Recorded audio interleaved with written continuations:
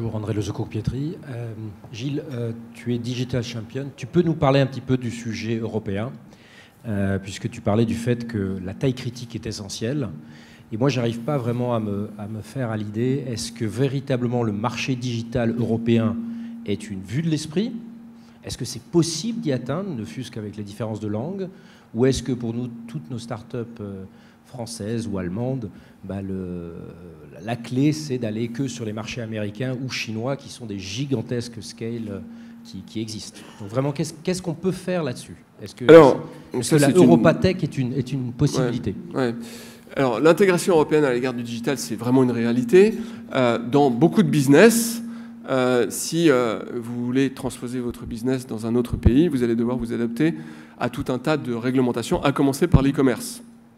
Ça, c'est pas normal parce que c'est évidemment ce qui freine. Normalement, vous devriez quasiment avoir à traduire votre site web dans une des 21 langues de l'Union européenne et puis vous arrêtez à ça, à peu de choses près. Donc, et c'est pas le cas. C'est ce que font les Américains. Ils traduisent en espagnol, dans d'autres langues, maintenant en chinois, et vous pouvez acheter de la même façon. Donc oui, il y a la nécessité de l'intégration européenne. Et là, je vais en profiter pour faire un petit plaidoyer pour l'Europe. C'est-à-dire qu'aujourd'hui, l'Europe est extrêmement contestée. La raison du dysfonctionnement de l'Europe, c'est quoi? C'est la raison du fait qu'on n'a pas voulu faire les transferts de souveraineté qui feraient qu'elle fonctionne. Donc on est à cheval entre un truc où vous avez de la réglementation nationale et des réglementations européennes. Et puis on dit à la Commission, on dit aux institutions européennes, écoutez, faites de la bureaucratie, mais ne faites pas de la politique, parce que la politique, c'est l'enjeu des États souverains. Et on a plus que jamais besoin d'intégration européenne, parce que je peux vous dire qu'une des raisons qui freinent les startups, qui les empêchent de se développer, c'est très clairement d'avoir des limitations de taille de marché qui sont leur marché primaire, et qu'on a quand même un marché qui est un marché extrêmement mature, avec des niveaux de capital humain qui sont absolument incroyables, des infrastructures qui sont extraordinaires, et on n'en profite pas.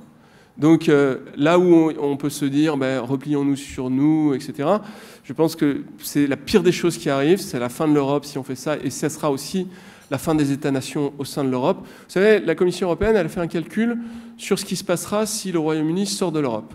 Eh bien, si le Royaume-Uni sort de l'Europe, la perte de PIB dans les 4 années pour le Royaume-Uni, c'est entre 6 et 10%. Donc c'est un tsunami, c'est absolument phénoménal. Ils le savent bien, je pense que la machine infernale est enclenchée, on ne peut pas revenir en arrière.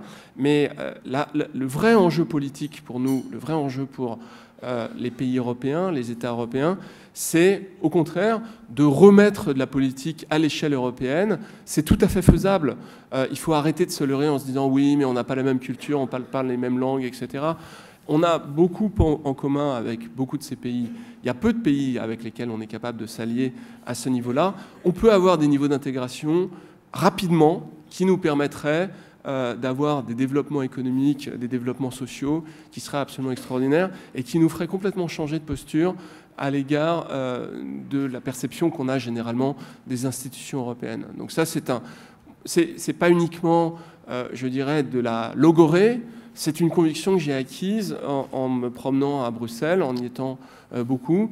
Contrairement à ce qu'on pense, Bruxelles, c'est pas un machin.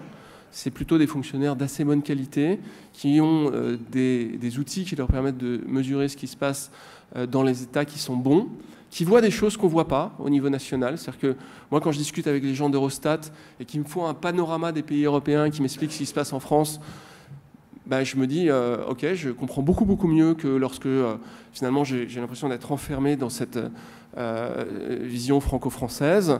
Donc si on doit faire collectivement quelque chose d'intéressant, c'est plutôt militer pour remettre de la politique au niveau européen, ce qui n'a pas été fait parce que les acteurs politiques qui nous ont précédés n'ont pas eu le courage d'un Mitterrand ou d'un Kohl qui était de dire il faut accepter de faire des transferts de souveraineté. Ils ont fait aussi des bêtises, ils ont intégré trop de pays, je pense, mais pour autant, maintenant, on y est. Et la seule voie pour nous, c'est la voie de plus d'intégration européenne.